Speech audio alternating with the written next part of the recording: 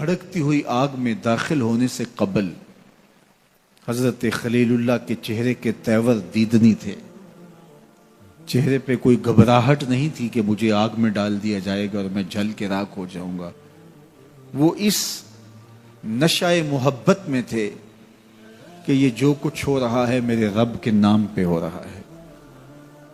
تو اگر آگ میرے وجود کو راکھ بھی بنا دے تو یہ میری سرخودی ہے، یہ میری کامیابی ہے.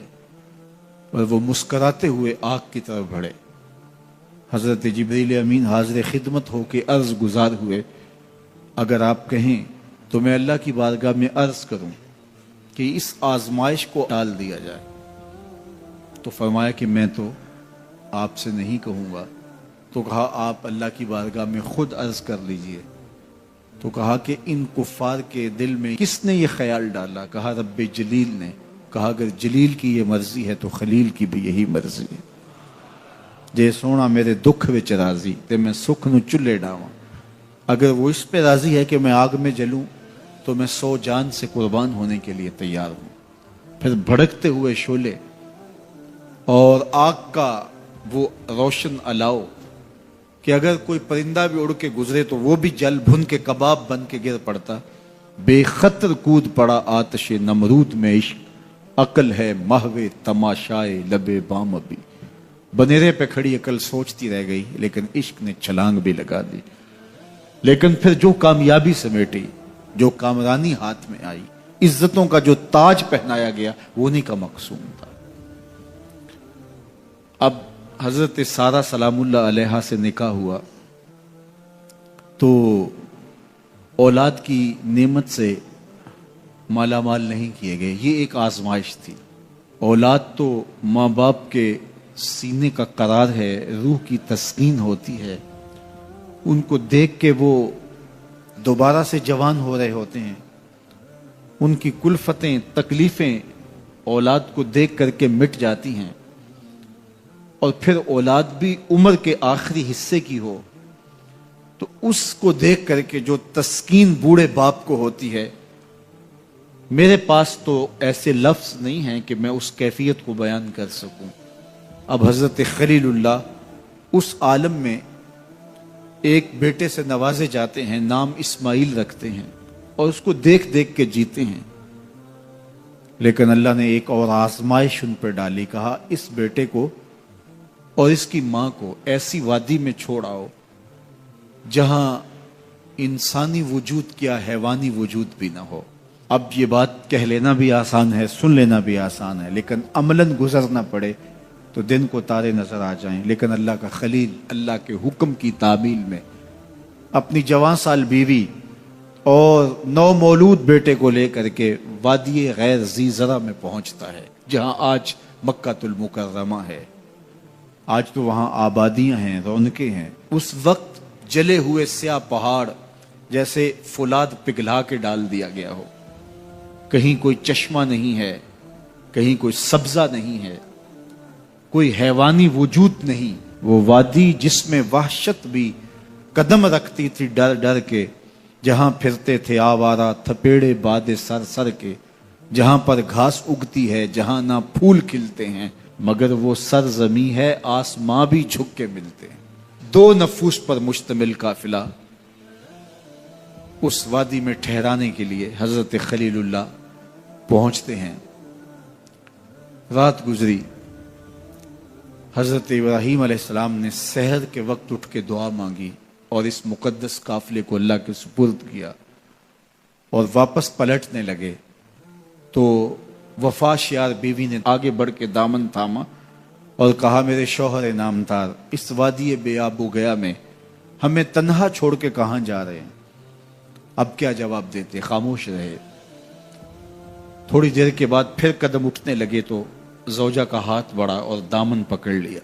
اس وادی غیر ذی زرع میں، بے آب و گیا وادی میں، جہاں انسانی وجود کیا حیوانی وجود بھی نہیں پایا جا رہا، اپنے نو نہال بیٹے کو اور مجھے چھوڑ کے کہاں جا رہے ہیں؟ حضرت خلیل نے کوئی جواب نہیں دیا. تھوڑی دیر بعد پھر قدم اٹھنے لگے تو پھر دامن پکڑا. حضرت خلیل کوئی جواب نہیں دیتے. تو حضرت حاجرہ نے پوچھا کیا یہ رب کا حکم تو نہیں؟ قال نعم، کہا ہاں یہ رب کا حکم ہی ہے۔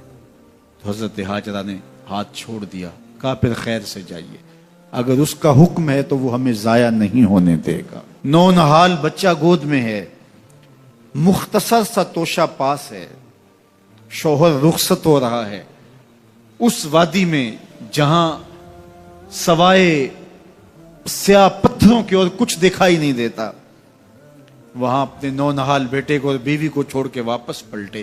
حضرت حاجرہ وہاں رک گئی، تسلیم و رضا کی پیکر بن کے۔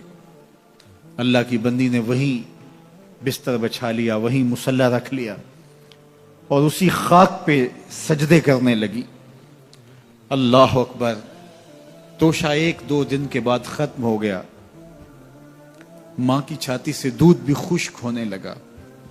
نونہال دودھ سے تڑپا تو ماں کے کلیجے کو ہاتھ پڑا، بیٹے کے لیے پانی کی تلاش میں نکلی، ایک پتھر کی اوٹ میں فرزند کو لٹایا اور خود جبل صفا پہ گئیں اور اطراف میں دیکھا کہ کہیں کوئی پرندے اڑتے دکھائی دیں اور اس نشان پہ پہنچوں اور کچھ پانی اپنے بیٹے کے لیے لے کر آؤں، لیکن چاروں طرف نظر گھمائی اور دیکھا کہ کہیں کوئی آثار دکھائی نہیں دے رہے۔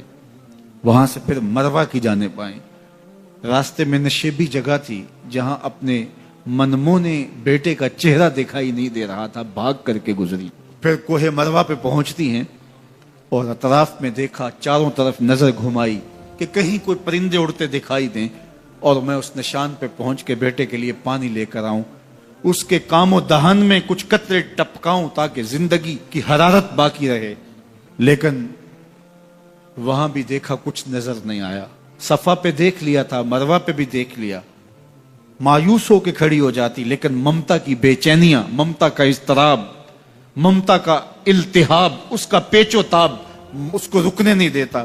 ماں پلٹ کے پھر صفا پہ آتی ہے اور نظر گھما کر کے دیکھتی ہے کہ کوئی آثار دکھائی دیں، لیکن کچھ نظر نہیں آتا، تو پھر ماں دوبارہ پلٹ کے مروہ پہ جاتی، نشیبی جگہ سے دوڑ کے ماں گزرتی ہے۔ آج کا صفا مروہ نہیں تھا جہاں سنگ مرمر لگے اور اے سی چل رہے ہیں، یہ سنگلاخ پہاڑوں کے دامن میں سخت اور صعوبت بڑا سفر تھا، اور ایک خاتون جو پیاس سے نڈھال ہے، بھوک سے بے چین ہے اور بیٹے کا دکھ کلیجے پہ لیا ہے، اور سامنے پتھر کی اوٹ میں اس کے سائے کے اندر تڑپتا ہوا بیٹا اس کی نگاہوں کے سامنے ہے۔ ماں پھر مروہ پہ پہنچتی ہے، دیکھتی ہے کہ وہاں بھی کوئی آثار نمودار نہیں ہوتے، لیکن بے چینی، بے قراری، التہاب، پیچ و تاب، اضطراب، بے چینیاں ماں کو پھر صفا پہ لے آتی ہیں۔ صفا سے مروہ، مروہ سے صفا، نشیبی جگہ سے بھاگ کے گزرنا، یہ ماں کی بے قراریاں ہیں۔ جب ماں 7ویں چکر میں مروہ پہ پہنچتی ہے تو ادھر دیکھا کہ بیٹا ایڑیاں رگڑ رہا ہے، تو بیٹے کے ایڑیاں رگڑنے سے ماں کا دل دھک کر کے بیٹھ جاتا ہے کہ بیٹا زندگی کی آخری ہچکیاں لے رہا ہے۔ ماں تھی، تھکی ہوئی ماں، 7 چکر لگا چکی ہے، پیاس سے چور اور بھوک سے تڑپتی ہوئی ماں ممتا سے مجبور ہو کے وہاں سے دوڑی کہ میں آخری لمحے اپنے بیٹے کو اپنے سینے سے چمٹا لوں، اس کے چہرے کی بلائیں لوں۔ ماں جب قریب آئی تو منظر بدلا ہوا تھا، کیا دیکھا کہ معصوم ایڑیاں رگڑ رہا ہے اور پانی کا چشمہ طواف کر رہا ہے، پاؤں سے پانی پھوٹ رہا ہے اور پانی بہہ کے پھیلنا چاہ رہا ہے، تو جلدی سے منڈیر کرتے ہوئے کہا زمزم رک جا، رک جا۔ فرمایا حضور نے کہ اللہ بھلا کرے سیدہ حاجرہ کا، اگر وہ زمزم کہہ کے پانی کو روکتی نا تو یہ پوری روئے زمین پہ پھیل جاتا۔ اب اللہ تعالیٰ نے پانی کا اہتمام کر دیا، اور یہ چشمہ جو حضرت اسماعیل کے قدموں کا فیضان ہے، قیامت تک کے لیے فیض بانٹ رہا ہے۔ ہزاروں سال ہو گئے، لوگ وہاں بھی پیتے ہیں اور اپنے اپنے ممالک کے اندر بھی یہاں سے بھر کے لے جاتے ہیں، لیکن یہ چشمہ کبھی بھی خشک نہیں ہوا، اور اس کا پانی لوگوں کو آج بھی فیض دے رہا ہے، اور یہ دوا بھی ہے، شفا بھی ہے، غذا بھی ہے۔ یہ پانی جو ہے وہ نور و نکھت سے مالا مال ہے، اور یہ حضرت سیدنا اسماعیل کے قدموں کی سوغات ہے۔ کائنات کا کوئی مشروب اس پانی کی عظمتوں کو چھو بھی نہیں سکتا، اس لیے کہ اس نے ایک پیغمبر کے بوسے لیے، ایک پیغمبر کے قدم چومے ہیں۔ اب حاجی جب وہاں جاتا ہے صفا مروہ پہ، تو جن کو حج یا عمرے کی سعادت نصیب ہوئی وہ تو اب یہاں نہیں ہوں گے، وہ تو تصور میں وہاں گھوم رہے ہوں گے کہ وہاں کیسا دل آویز منظر ہوتا ہے جب آپ تھوڑا سا صفا پہ چڑھ کے یا مروہ پہ چڑھ کے لوگوں کو بھاگتا ہوا دیکھتے ہیں تو وہ تصور دل کھینچتا ہے، اور انسان صدیوں پیچھے اپنے آپ کو لے جاتا ہے کہ یہ وہ جگہ تھی کہ سیدہ ہاجرہ یہاں اپنے بیٹے کے لیے دوڑی تھی، اور انہیں بیٹے کے لیے پانی چاہیے تھا، اور وہ پانی کی تلاش میں کبھی صفا اور کبھی مروہ پہ جا رہی تھی۔ آج حاجی کی بغل میں پانی کی بوتل، اور یہ کیوں دوڑ رہا ہے؟ سیدہ ہاجرہ تو میلین اخزرین کی جگہ، وہ نشیبی جگہ، وہاں بھاگ کر کے اس لیے دوڑی تھی کہ وہاں بیٹے کا من موہنا چہرہ نظر نہیں آتا، اور یہاں ماں بیٹا اکٹھے دوڑ رہے ہیں، تو یہ کیوں دوڑ رہے ہیں؟ پانی کے کولر جگہ جگہ نصب ہیں، پانی نہیں چاہیے تو پھر بھی دوڑ رہے ہیں۔ کہا اے ہاجرہ تو نے حد کر دی، لیکن جس جگہ پہ تو دوڑی تھی قیامت تک اس جگہوں پہ زمانہ دوڑتا رہے۔ یہ پروٹوکول ہے، یہ اعزاز ہے، یہ تکریم ہے سیدہ ہاجرہ سلام اللہ علیہا کی۔ ولی بھی دوڑتے ہیں، شہنشاہ بھی دوڑتے ہیں، کج کلا بھی دوڑتے ہیں، بوڑھے غریب امیر سارے دوڑ رہے ہیں، بچے بھی دوڑ رہے ہیں۔ اللہ اکبر! کہا اے ہاجرہ جن راہوں پہ تو دوڑی ان راہوں پہ امام الانبیاء بھی سعی کریں گے، ان راہوں پہ نبی بھی دوڑیں گے، غوث کتب ابدال اور ولی بھی دوڑیں گے۔ اللہ اکبر! اس دوڑنے کو عبادت بنا دیا گیا۔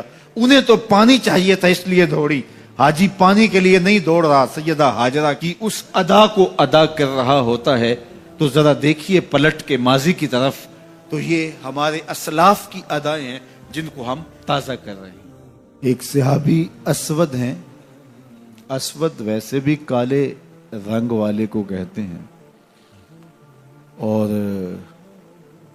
یہ اسم با مسمہ ہیں، سخت سیاہ رنگت کے مالک، حبشی نژاد، بہت زیادہ پسینہ آتا تھا، اور یہ خیبر میں بکریاں چرایا کرتے تھے۔